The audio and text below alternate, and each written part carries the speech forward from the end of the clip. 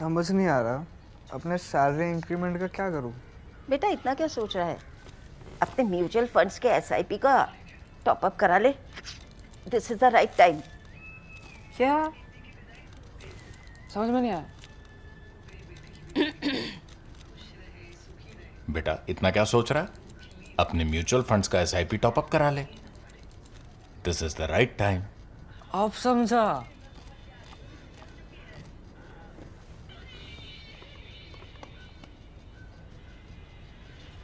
Mutual fund investments are subject to market risks. Read all scheme-related documents carefully. Has Ali Larijani been assassinated, the most significant, powerful, and consequential leader in Iran, for a long time? In fact, even while Ali Khamenei, the Ayatollah, was alive, most of the serious work was done by Ali Larijani. Ali Ardeshir Larijani. In fact, I was surprised to discover that second name because that points at the Zoroastrian, Persian origins of the society and culture in Iran. And that is something that people talk about all the time, that this is a culture that precedes the arrival of Islam. So, Ali Ardeshir Larijani. The Israelis have claimed, and they have now made a statement. First, the Israeli defense minister, then Netanyahu himself appeared and said that he's been assassinated. Along with him, the Israelis have claimed that Brigadier Iranians use the designation Brigadier General Ghulam Raza Soleimani of the IRGC, Islamic Revolutionary Guard Corps, has also been assassinated in an attack in their apartments or wherever they were living in their dwellings in Tehran. Remember, another Soleimani of IRGC, who was then heading the IRGC, he was a Major General, Qasim Soleimani, was assassinated near Baghdad in Trump's first term. So Ghulam Raza Soleimani, IRGC brigadier, was assassinated, the Israelis claim, as was Ali Ardeshir Larijani. Now, there is no other confirmation. A couple of Iranian websites, which are not propaganda websites, but these are reasonably credible websites, they have claimed that a key government official in Iran called them and confirmed to them that Larijani has been killed. I need to underline that there is still no official confirmation from the Iranian government. At the same time, just as I got down sort of dithering whether to talk about Larijani today or not, I noticed that the Wikipedia entry on Larijani has replaced is to was, which means there is a larger acceptance now that he's been assassinated. He's a fascinating character, and I wish I had read about him more earlier and also listened to him more earlier, maybe read him more earlier, because he is or was a man of letters. He's a man of letters, a philosopher, a science graduate, in fact, a computer science and math graduate, who then did his master's and PhD at Tehran University in Western philosophy. He is an expert on Immanuel Kant, the 18th century Enlightenment era German philosopher. He's written 6 books on Kant's philosophy, in some cases arguing with him, in fact, often arguing with him, because Larijani was a self-proclaimed religious fundamentalist. So for him, Kant was too rational that looked for empirical evidence for everything. There are things in spirituality for which you cannot find empirical evidence. It doesn't mean that those are not right. That was Larijani's view. So science stays in one place, or what is empirically proven stays in one place, but what is spiritually believed and what is spiritually stated or comes down in a spiritual culture is in one place. The two are not in conflict. And that is how he justified his commitment to science, mathematics, philosophy, but also being a religious fundamentalist. And while fulfilling all of these responsibilities and being the most powerful and lately the most marked man by the Israelis and the Americans in Iran, he's also been a professor in Tehran University in literature and humanities faculty, where he's been going for regular lectures and teaching. He's published at least 6 books related to Immanuel Kant and about 30 to 35 papers in international journals. Look at his life. After he finished his education, where does he go? He goes to the armed forces, and where else but IRGC. And this is during the Iran-Iraq war. So 8 years 1980 to 1988. He fought in the Iran-Iraq war and he rose to the level of to the rank of Brigadier General in IRGC. Just after that, they did not let the Ayatollahs had seen him and his talent. They did not let him waste much time. Soon enough, he was brought into the government. He was culture minister, head of propaganda. In fact, he headed the Iranian TV and radio for 11 years as head of propaganda. He did that, and he did a very early term as a member of the Supreme National Security Council. Supreme National Security Council works directly under the Supreme Leader, Ayatollah Khomeini earlier, then Ayatollah Khamenei. He served in the council between 2005 and 2007. 2005, he contested the presidential election and lost. He finished number 6, although he was the most conservative of the candidates and had conservative support. After losing, he said the problem in Iran is 75% people are only focused on economics. Their economic fate, only 5% bother about spirituality or religion. That was his regret. But he was talent hunted by the Ayatollahs, and 2005 he was put on the Supreme National Security Council for 2 years. After that, he became Speaker of Iranian Parliament in 2008. From 2008 to 12 years, he served as Speaker of Iranian Parliament. 2021, he thought he'll contest for elections again, and 2024, yet again. That was an early election caused by the tragic death of then President Ibrahim Raisi in that helicopter crash not far from the borders of Azerbaijan. Both times, surprisingly, he was rejected. His candidature was rejected by the Guardian Council. Guardian Council is basically a council of the clergy, of the Ayatollahs, which advises the supreme leader and generally keeps an eye on spiritual purity of the Islamic Republic. Guardian Council in Persian, I think most people who know Hindi or Urdu will understand what it means. It's called Shura Nigahban. Nigahban is one who's the guardian who keeps an eye. So Shura and Nigahban, they rejected his candidature for president. Now, nobody quite knows why that happened. Possibly, it happened because he was seen to be too sharp or too smart or too westernized, or possibly because his talent was reserved for something else, because he was needed to deal with the West, particularly in negotiations. And that has been his central job for the past many years. Lately, he had even put Masoud Pezeshkian, the recently elected president, recently as in 2024, he had put him in shade. The foreign minister, Abbas Araghchi of Iran, is more like a spokesman of the regime. All the power resided with Ali Larijani. In fact, from whatever we read about Iranian politics, it looks like the supreme leader had said that he will take charge in case of any key IRGC leader's assassination or any key Iranian leader's assassination, including his own assassination, that is the supreme leader's, Ayatollah Khamenei's assassination. Larijani then had emerged as the most powerful figure this year since January. January 15 were the big mass protests against the regime, and he is the one who wielded the hatchet at that time, resulting in the death of anything between 7,500 to 35,500 people. Those estimates vary. However, I find that the generally accepted figure is between 25 and 30,000 people. Now, how powerful was he at that point, or how powerful had he become by that time? There is something that I read in the New York Times. I will share a story with you, and this is based on American sources.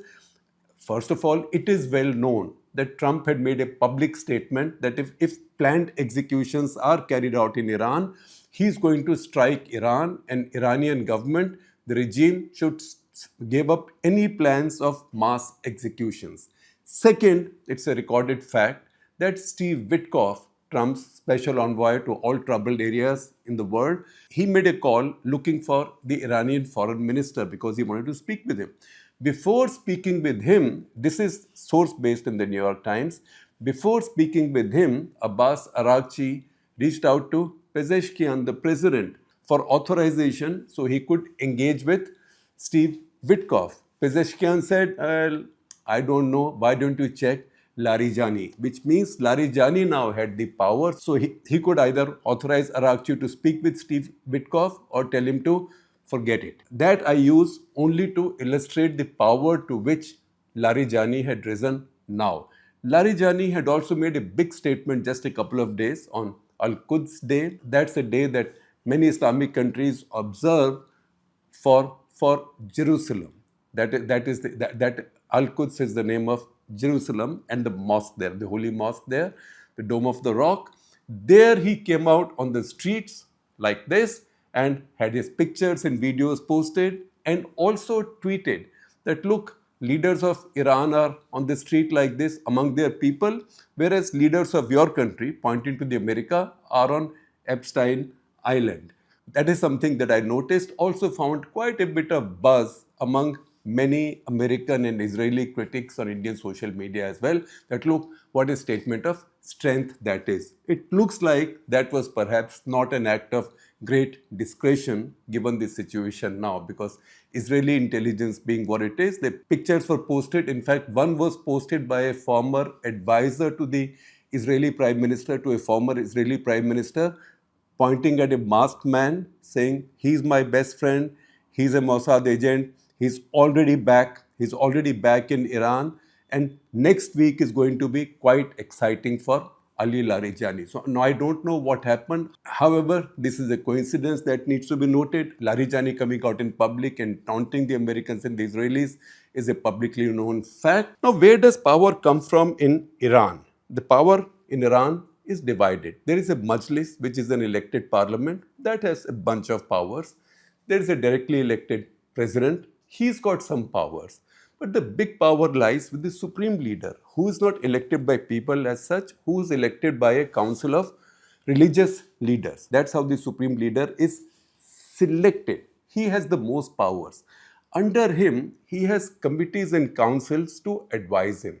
There are two of them. One is the Guardian Council, as I explained to you, that is Shura and Nigahban, one that keeps an eye. Guardian Council makes sure that none of the laws that come out of the Majlis, for example, or any actions of the government do not militate against the principles of the Islamic Republic, of the system. Remember the 1979 revolution when Imam Khamenei came back. That was the first time in the modern history, in modern era, that a state based purely on religious doctrine was created. There hasn't been one created in the modern era. That was the first one. So the question was, how will this govern itself? How will it survive? Imam Khomeini was a well-read man. He's read Plato, Aristotle sitting in France. He was not a stereotypical Maulvi or religious man. He's somebody who read a great deal. So he set up a system. Guardian Council, therefore, was set up ultimately to protect the ideology of the state. That is something that the army in Pakistan claims they do. Iranians have the Guardian Council. However, the Majlis also had some democratic rights, as did the elected president. What if conflicts arose between the Guardian Council and the Majlis? To resolve those conflicts, another committee was set up. That has a convoluted name, that is Expediency Discernment Council. Right? Expediency Discernment Council sits in judgment, sits in arbitration over differences between the Guardian Council, which is the religious body, and the elected parliament and the elected government. On top of that sits the Expediency Discernment Council. Again in Persian, I will try to pronounce it right, although we Indians, particularly North Indians, should not have such a problem getting our Persian pronunciation nearly right. This is Majma-e Takshis-e Maslahat-e Nizam. It is that Expediency Discernment Council on which since 2020 Ali Larijani was also made a member. Also, please note the fact that the chairman of this Expediency Discernment Council is Sadiq Larijani, none else than one of the brothers of Ali Larijani. So they are also a very powerful family. I read an article, wonderful long article of which I will share a link with you, which describes the Larijani family to be like the Kennedys of Iran, except that unlike the Kennedys, these are also people in one family which straddled many areas of scholarship, from mathematics to computer science to philosophy to medical science. Because one of Larijani's brother is a doctor who also was educated overseas. One brother went to University of California. His daughter went to Cleveland School to study medicine, was teaching at Emory University until she was doxxed. When the protests were going on and the killings were going on in Iran this January, she was doxxed by Iranian immigrants where she lived at Emory University, and then she was fired because of those protests. So this is a family that is spread all over. I read for you a few lines here and there from Gideon Lev's article in Haaretz, and Gideon Lev says that he's read a lot of Larijani's writings. And he says reading his work is a disorienting experience. On the one hand, a portrait emerges of a pragmatic man who does not hesitate to level sharp criticism at the authorities in his own country, who aspires to a modern and developed society, and who writes about freedom of expression and democracy. On the other hand, there emerges the clear figure of a fundamentalist Muslim as he defines himself, who preaches for religious ideological leadership. That's a contradiction that's followed Ali Larijani through his career. Then Lev goes on to say Larijani believes the real war is not over material assets but over the spirit. He identifies the ills of the Western world and holds up a mirror to them. And then he says Larijani family is the Iranian equivalent of the Kennedy family. His father was a senior Shiite cleric, in fact the only cleric in his family. One of the reasons that the Guardian Council used to disqualify him from contesting for president in 2020 and 24 was his lack of religious training. He had graduated from COM, but after that he had not done higher level of religious education or training. This article, however, goes on to say that his eldest brother, Dr. Muhammad Javed Larijani, served as a close advisor to Khamenei on foreign affairs. This brother also, Muhammad Javad, studied mathematics at University of California, Berkeley, founded a center for theoretical physics in Iran, and was the first to receive permission to introduce internet in his country. His second brother, Sadiq, who I told you now leads the Expediency Discernment Council. He was the head of the Iranian judiciary for more than 10 years. So this is quite a distinguished family. His youngest brother also, Bagher Larijani, previously served as Deputy Health Minister and Chancellor of Tehran University of Medical Sciences. So again, a renowned doctor. And Larijani himself married Farideh, daughter of Ayatollah Ruhollah Khomeiни's closest disciple. See the picture? Murtaza Motahari. In fact, he is the one who dissuaded Larijani, it seems, from going deeper into computer science and encouraged him to study philosophy instead. Motahari, just as a footnote, was assassinated within weeks of the Iranian Revolution. Within weeks of the arrival of Ayatollah Khomeini, he was assassinated on May 1, 1979. Now, the most powerful position he had was actually as the member of Expediency Discernment Council, besides being the secretary of the Supreme National Security Council. These two memberships, the presence in these two places made him the second most powerful person after the Supreme Leader. And once the Supreme Leader left, the new Supreme Leader, we don't know if he's in good health or if there's an injury, we don't know. So we can't take a position. But the fact is, he's still not been trained in the job. So for all practical purposes, Ali Larijani was the Bahram Khan to Mujtaba Khamenei's young Akbar. The job of the Discernment Council is to, quote unquote, discern the interests of the Islamic Republic by resolving internal regime conflicts. On this council, only 2 representatives were nominated by Ayatollah Khamenei. One of them was Ali Larijani, and remember, his brother is already heading the council. The other key council in Iran is the National Defense Council. That, as the name indicates, that controls all the military, etc. Its commander was Admiral Ali Shamkhani.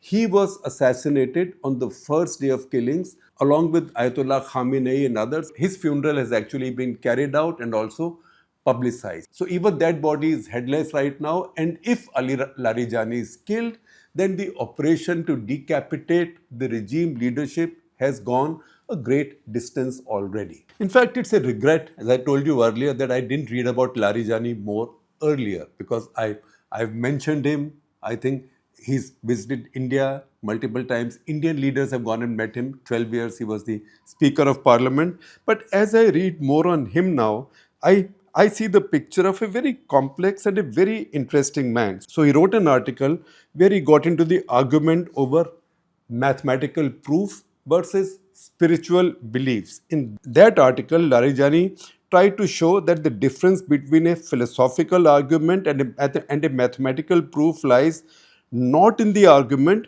but in the assumptions. Larijani arrives at the discussion of one of the central questions in philosophy of science, known as the problem of demarcation. What is that? That problem is rooted in the difficulty of unequivocally distinguishing between scientific and non-scientific theories. Scientific theories have to have empirical evidence.